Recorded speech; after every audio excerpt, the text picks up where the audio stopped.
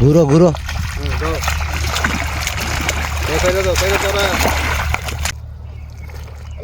দম শেষ দম শেষ এই কাজ করতে করতে দম শেষ দম নাই আর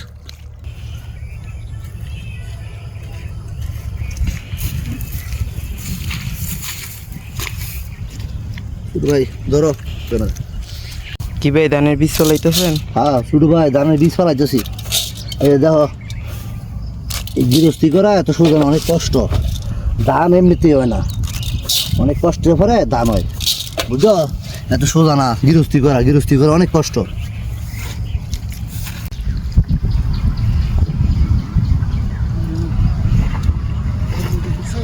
আজ কইরা ধান করে দেখেন কত কষ্ট লাগে। এমনিতে দেখা যায় যে ধান এমনিতেই হয়ে যায়। হ্যাঁ, ধান খেতে এমনিতে হয় না, অনেক পরিশ্রমের পরে খেতে ধান হয়। ধান হয় না, অনেক টাকা খরচ করুন লাগে।